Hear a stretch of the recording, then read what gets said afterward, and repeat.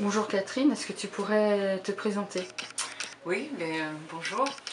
Je m'appelle Catherine, j'ai 58 ans, je suis mariée depuis 27 ans.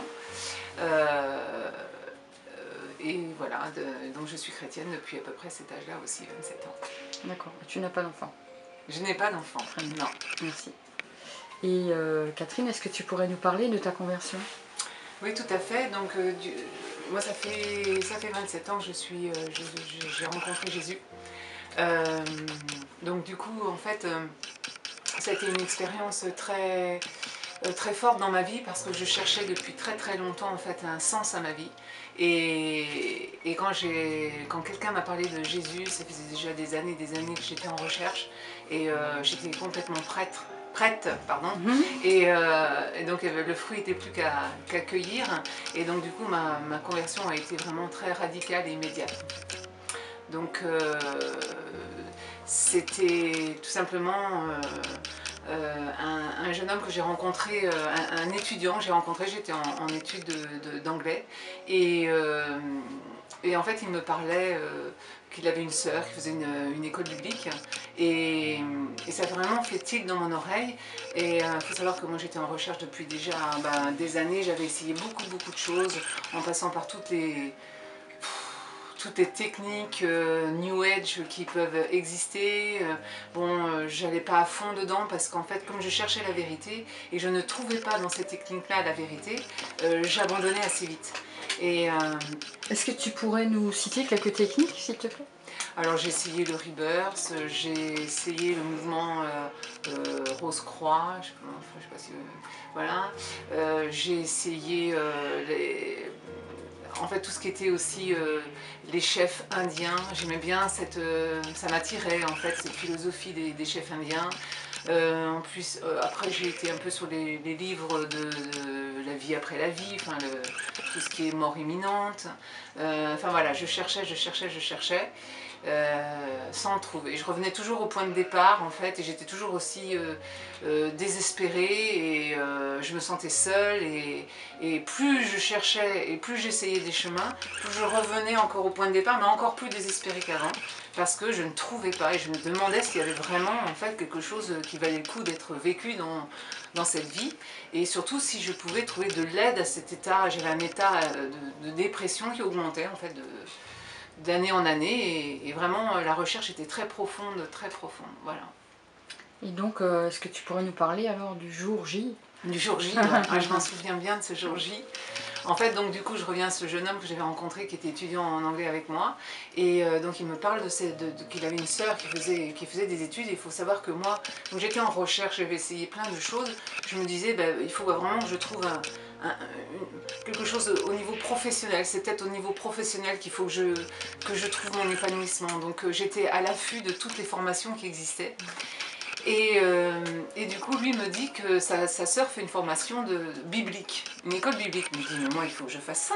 Mais ça, c'est super, ça me tilte tout de suite, en fait. Et il me dit, tu sais, Catherine, pour faire une école biblique, il faut être chrétienne.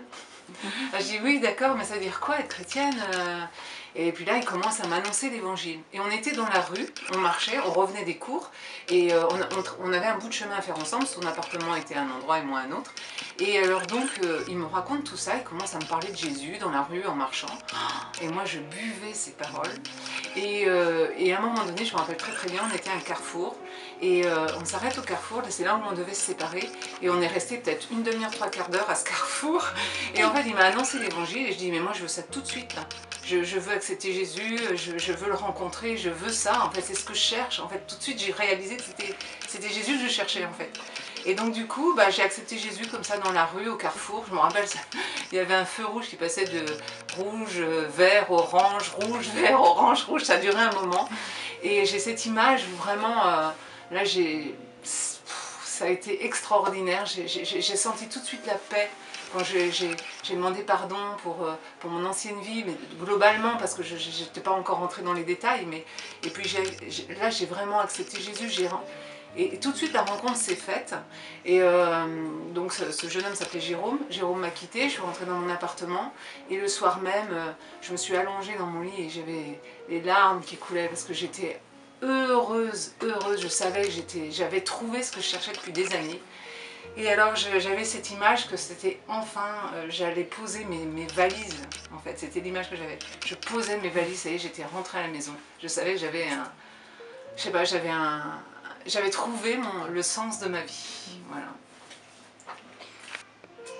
Et Catherine, est-ce que tu pourrais nous raconter comment ça s'est passé pour toi au niveau des changements, quel était ton état d'esprit avant et après, tes sentiments, tes émotions, tout ça. Alors du coup, quand j'ai fait cette expérience-là, en fait, j'ai passé cette nuit à vraiment avoir des grosses larmes de repentance et de joie et de bonheur, et voilà.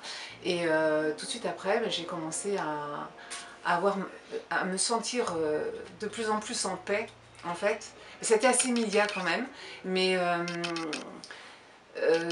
comment expliquer ça? En fait, ce vide qui grandissait, qui grandissait, qui grandissait avec les années, là tout d'un coup s'est mis j'ai commencé à être remplie de paix et de joie. Vraiment, ça a été vraiment la chose la plus importante. Et surtout de savoir où j'allais, enfin, de savoir que j'étais plus perdue, j'étais plus seule, j'étais plus abandonnée. J'avais quelqu'un qui veillait sur moi, parce que tout de suite, en fait, vraiment, le Seigneur m'a donné d'avoir des signes que je voyais dans ma vie, des concours de circonstances qui pour moi n'étaient plus un hasard, en fait. Je voyais vraiment Dieu agir dans ma vie. Et j'ai vu tout de suite, j'ai commencé à vivre avec l'esprit, en fait, de Dieu. Il a commencé à me conduire, et puis ça a été radical. Ma vie n'a plus du tout été la même. Je suis passée de quelqu'un qui était désespéré, abandonné, perdu, vide, j'arrivais presque au bout de ma vie. J'avais 27 ans, j'étais presque arrivée au bout de ma vie. Et puis là, tout d'un coup, c'était comme une renaissance. Vraiment, tout d'un coup, je renaissais, je redécouvrais la vie, mais autrement. Je redevenais pure aussi, parce que il faut savoir, dans le passé, j'avais beaucoup profité de la vie, mais pas comme il fallait. J'avais beaucoup fait la fête, j'avais beaucoup de copains et j'avais vraiment abusé. Et là, je redevenais pure, en fait. Je revoyais les choses avec un œil différent.